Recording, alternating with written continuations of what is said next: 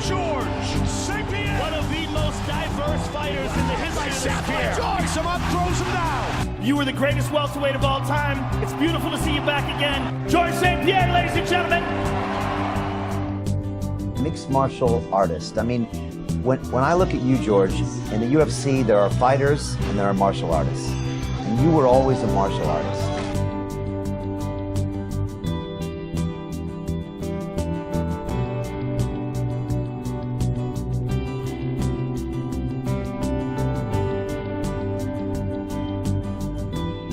Selamat datang kembali di channel Radio Tempur.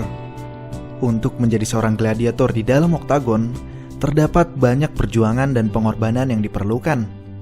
Mulai dari disiplin, kerja keras, pola makan, membangun game plan, dan lain sebagainya. Tapi jika kita bicara untuk menjadi seorang juara, semua itu tadi tidak cukup. Diperlukan talenta dan pelatih yang tepat. Seolah semua bintang harus sejajar dengan jalan yang kita pilih ini. Dan di atas status juara itu pun masih ada status yang lebih prestisius lagi, yaitu the greatest of all time, atau yang terbaik sepanjang masa. Tidak ada matematika pasti untuk menentukan siapa yang layak menyandang gelar ini. Namun cara yang paling umum digunakan oleh para fans MMA adalah dari dominasi mereka di dalam oktagon. Dan hanya ada segelintir nama yang layak untuk menyandang gelar prestisius ini. Antara lain, Mighty Mouse Demetrius Johnson, Lioness Amanda Nunes, Anderson the Spider Silva, John Bones Jones, dan tentu saja Khabib the Eagle Nurmagomedov.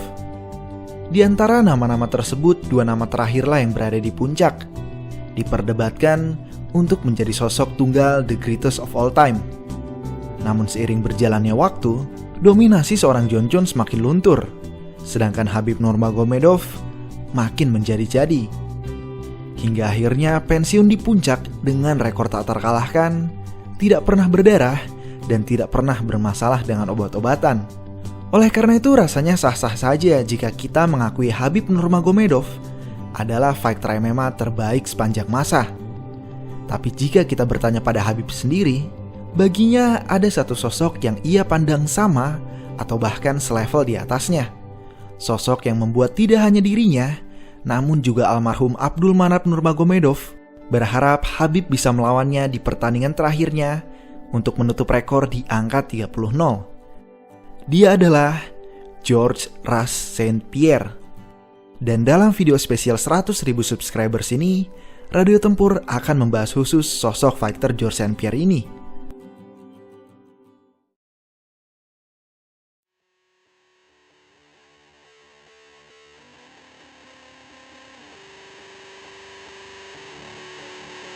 George St. Pierre lahir di Saint Isidore, Quebec, Kanada, 19 Mei 1981. Di masa kecilnya, George St. Pierre bisa dibilang anak yang culun dan selalu terkena bully. Oleh karena itu, ia belajar bela diri Kyokushin Karate untuk membela dirinya. Dan bakat George St. Pierre di bidang bela diri langsung terlihat, di mana di usianya yang baru menginjak 12 tahun, ia sudah bisa menyandang sabuk hitam dan 2 Kyokushin Karate. Ia mengambil gelar sarjananya di Sigep Edward Montpetit, jurusan kinesiologi.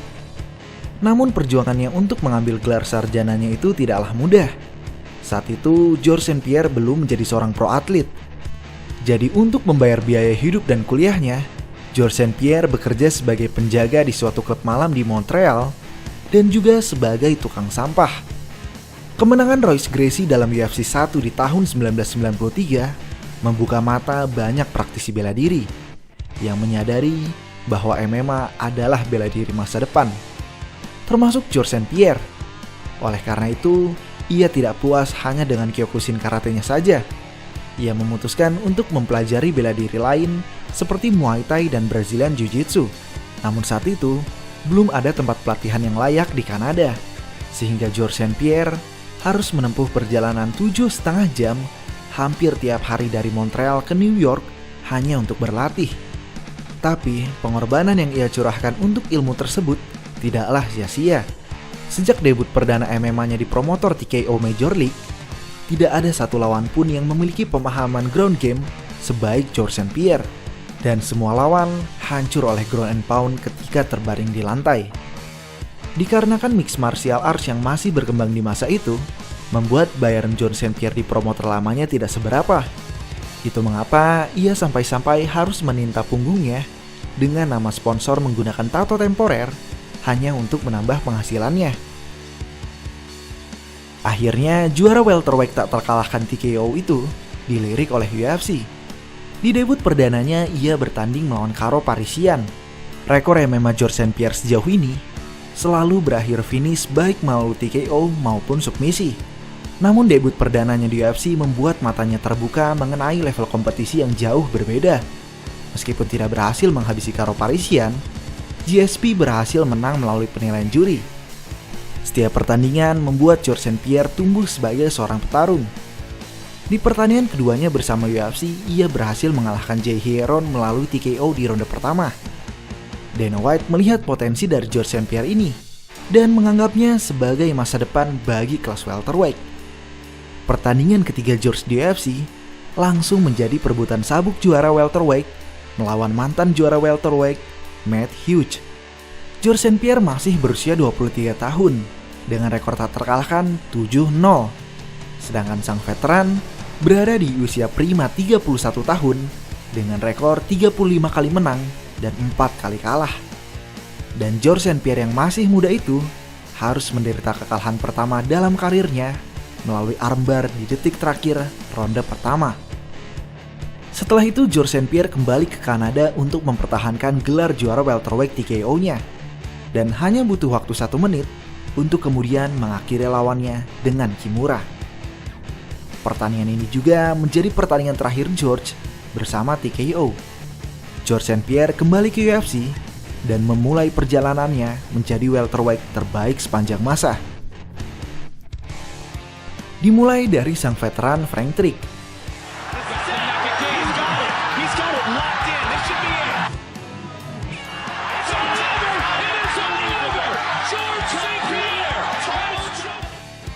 Kemudian Sean Strickland,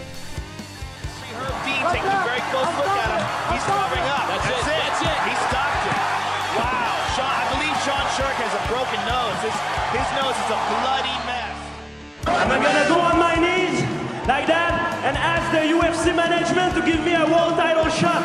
Please, I want the belt so bad. Give it to me.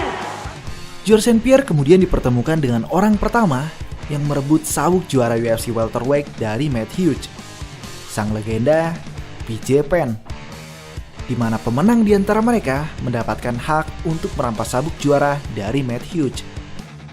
Di ronde pertama, BJ Penn mengungguli pertandingan dengan menghancurkan wajah dari George St. Pierre.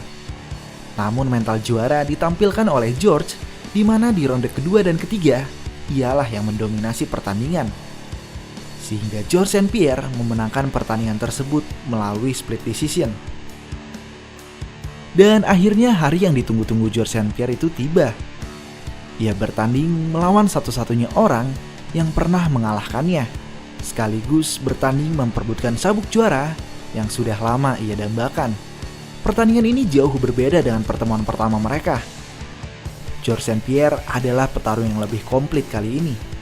George bahkan sempat hampir memenangkan pertandingan itu di ronde pertama. Namun lonceng tanda berakhirnya ronde pertama menyelamatkan Matt Hughes. Hal tersebut tidak merubah hasil pertandingan, di mana di ronde kedua, George St. Pierre berhasil mendaratkan tendangan kepala yang menjadi akhir bagi Matt Hughes.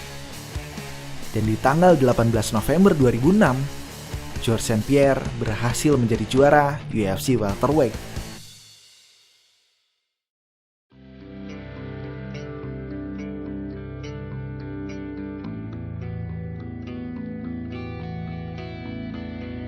UFC 69 7 April 2007. menjadi salah satu momen bersejarah bagi UFC, terkhusus bagi George St. Pierre itu sendiri. Bagi kalian yang pernah mengikuti kompetisi bela diri apapun, baik di level terkecil sekalipun, berangkat menuju pertandingan, perasaan takut pasti muncul. Jangankan sebelum pertandingan, 1 malam sebelum pertandingan itu pun perasaan cemas sudah menyerang. Ketika gue masih mengikuti kompetisi pun, gue merasakan hal yang sama. Dan gue pikir, fighter di level pro tidak akan merasakan kecemasan ini. Ternyata gue salah. Bahkan fighter selevel George St. Pierre pun masih merasa takut sebelum pertandingan. Dan hal ini bukanlah hal yang buruk. Sebaliknya, rasa takut, cemas, dan stres ini adalah hal penting bagi seorang fighter. Some younger guy, they say, I'm nervous, I heard you don't sleep well the night before. I say, yeah, it's true, I don't sleep well. It's like, what is your trick? How do you find a way to sleep well? It's like, I don't really sleep well either nowadays. It's like, well, how do you feel better about it? It's like, I just know that I'm not gonna sleep well and it's not gonna affect the outcome of the competition. It's just a normal thing. You learn how to deal with it better. You're not gonna change it. Yeah. You just accept it. Yeah. The stress is your friend, man. That's gonna make you react. That's gonna be on the edge. Have you ever slept well before a fight? Never. Never. Only one time. Which fight? When I fought Matt Serra. And I got knocked out. Dan itulah yang terjadi. George St. Pierre yang digadang-gadang akan menjadi masa depan UFC welterweight secara mengejutkan kalah di ronde pertama melalui TKO dari Matt Serra.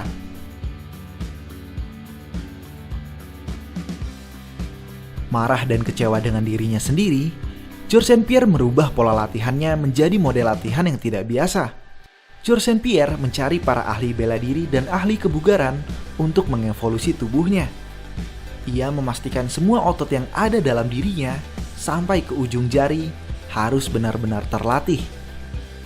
Dan hari itu pun tiba, di mana ia bertanding kembali melawan rival lamanya, Matt Hughes, dalam perebutan sabuk juara interim UFC welterweight. Dan George St. Pierre mengalahkan master gulat Matt Hughes justru dengan gulatnya dan mengunci Matt Hughes di detik akhir ronde kedua, sehingga memberikan kesempatan pada George St. Pierre untuk mengambil kembali sabuk juaranya dari Matt Serra. Pertandingan ulang tersebut digelar di kampung halaman George di Quebec, Kanada, dengan total pembelian pay-per-view mencapai 530.000. Jumlah ini cukup spektakuler di masa itu. Dan tidak mengecewakan kampung halamannya, George St. Pierre menghancurkan Matt Serra dengan sempurna. Di mana di detik akhir ronde kedua, wasit menghentikan pertandingan setelah melihat Matt Serra tidak mampu menjawab serangan lutut George St. Pierre pada rusuk Serra. Usai kemenangannya atas Matt Serra, George St. Pierre kemudian melanjutkan rekor title defense UFC welterweight terbanyak sepanjang sejarah. Secara dominan, George St. Pierre berhasil mengalahkan semua penantangnya dan digadang-gadang sebagai salah satu welterweight terbaik di masa itu. Kenapa gue bilang salah satu? Karena welterweight paling dominan di panggung MMA saat itu tidak hanya George St. Pierre. Di promotor lain, seorang petarung jalanan berhasil mengukir namanya hingga panggung dunia. Dia adalah Nick Diaz. Meskipun hanya pernah bertanding 1 kali, para fans selalu menganggap bahwa rival dari seorang George St. Pierre adalah Nick Diaz. Dan rivalitas ini juga didukung dengan latar belakang mereka berdua yang saling melengkapi. Di satu sisi, George St. Pierre adalah seorang yang rapih, sopan, dan terpelajar. Dan di sisi lain, Nick Diaz adalah seorang yang urakan, cuek, dan besar dari jalanan. Kisah rivalitas mereka dari sudut pandang Nick Diaz bisa kalian lihat di video profil Nick Diaz yang dulu pernah Radio Tempur upload waktu merayakan 30.000 subscribers. Jadi yang belum nonton bisa langsung lanjut nonton video Nick Diaz itu ya. Pertandingan notable dari winning streak panjangnya di umur prima George St. Pierre ini adalah ketika ia menghadapi BJ Penn untuk kedua kalinya. Di pertemuan pertama mereka, George St. Pierre menang secara tipis melalui split decision. Dan kali ini, BJ Penn pun datang bukan sebagai kontender sembarangan. Usai kalah dari George St. Pierre, ia turun ke kelas lightweight dan berhasil menjuarai kelas barunya tersebut. Dan sekarang, ia kembali bertemu George St. Pierre untuk menjadi double champ pertama dalam sejarah UFC. Namun George St. Pierre di umur prima memanglah sosok fighter yang memiliki level jauh berbeda di antara fighter lainnya. Setelah menerima gempuran brutal dari George selama 4 ronde penuh, BJ Penn menyerah di bangku istirahatnya. George St. Pierre tidak pernah puas dengan kemampuannya. Ia terus mencari tiap ahli dari masing-masing disiplin bela diri. Tidak hanya mengandalkan pelatih jenius utamanya, yaitu Firas Zahabi, George St. Pierre juga berlatih kemampuan tinjunya dari sang legenda Freddie Roach, pelatih dari banyak juara tinju termasuk sang legenda Manny Pacquiao.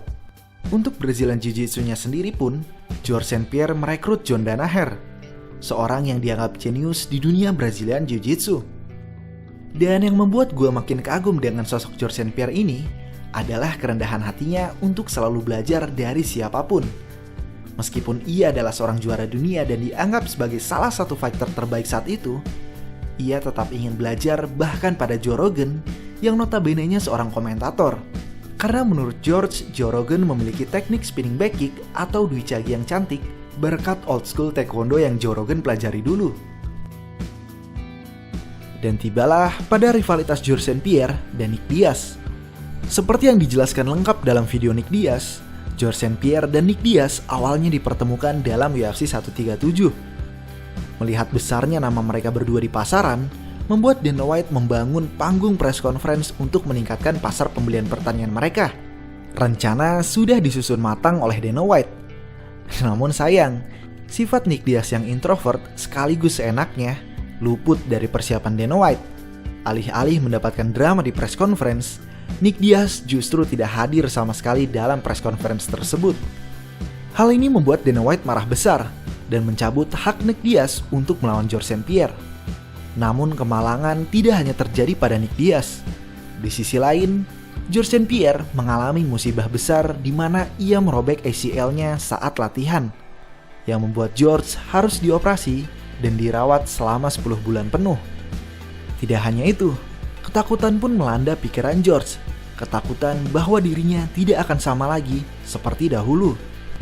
Di sisi lain, Carlos Condit berhasil mendapatkan sabuk juara interim UFC welterweight dari Nick Diaz.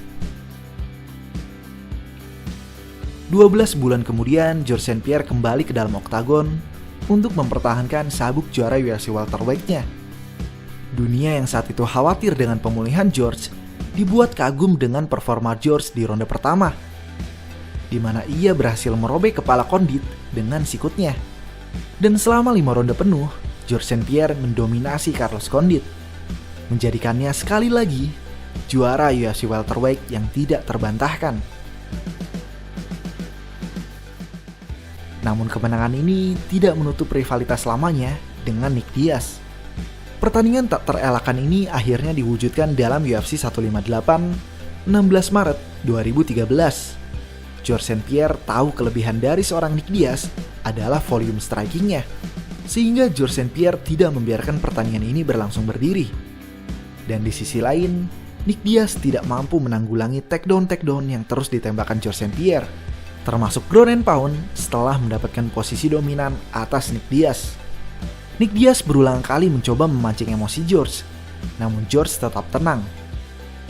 Hingga akhirnya lonceng tanda berakhirnya pertandingan dibunyikan. Dan Nick Diaz mengangkat tangan George mengetahui bahwa dirinya telah dikalahkan. Hampir 1 dekade telah berlalu sejak malam itu. Dan di masa pensiunnya, George St. Pierre mengaku menyayangkan pertandingan itu. Menyayangkan bahwa hingga saat ini, ia tidak bisa berteman dengan Nick Diaz. Dan juga menyayangkan fakta bahwa Nick Diaz harus dipaksa pensiun oleh komisi atlet di usia primanya.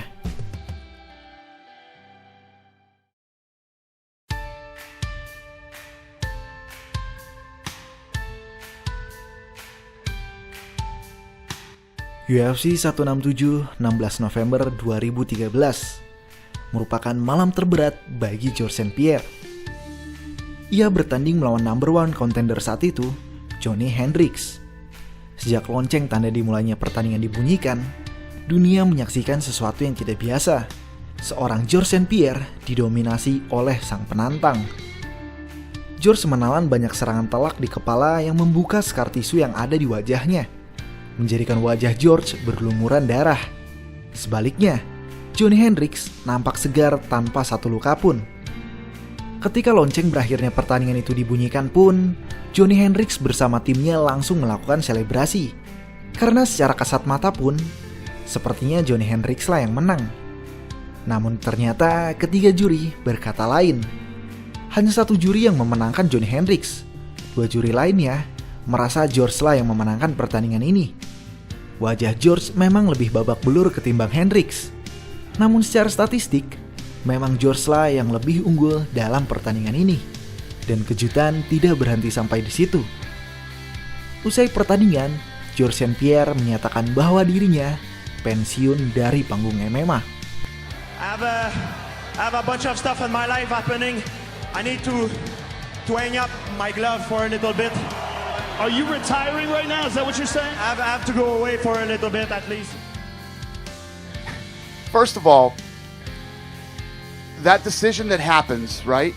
You don't just say, hey, I'm going to take a while off, maybe I'll be back, maybe I won't. You owe it to the fans, you owe it to that belt, you owe it to this company, and you owe it to Johnny Hendricks to give him that opportunity to fight again. Dana White sangat marah akan hal ini. George adalah bintang MMA terbesar pada masa itu dan merupakan aset berharga UFC. Dana tidak akan membiarkan George enaknya pergi begitu saja. Dan George memiliki alasan kuat untuk pensiunnya tersebut. Pensiun ini adalah bentuk protes terhadap UFC yang tidak memberikan sanksi tegas pada atlet-atlet yang menggunakan obat terlarang seperti steroid, doping, dan lain sebagainya. Dana White pun akhirnya mengakui bahwa alasan George masuk akal. Hingga akhirnya era USADA tiba. Ada yang ketahuan memakai steroid dan ada juga yang tidak. Tapi yang pasti, banyak atlet-atlet dominan seolah kehilangan power setelah kedatangan USADA ini. Dan salah satunya, tidak lain tidak bukan, adalah Johnny Hendricks. Hendricks yang memiliki rekor 15 kali menang dan hanya 1 kali kalah sebelum melawan George St. Pierre, berubah menjadi 3 kali menang dan 7 kali kalah di 10 pertandingan terakhirnya.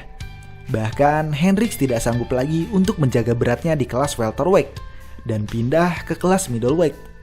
Namun hal tersebut pun tidak merubah nasibnya. Hingga akhirnya Johnny Hendricks memutuskan untuk pensiun di usia 34 tahun.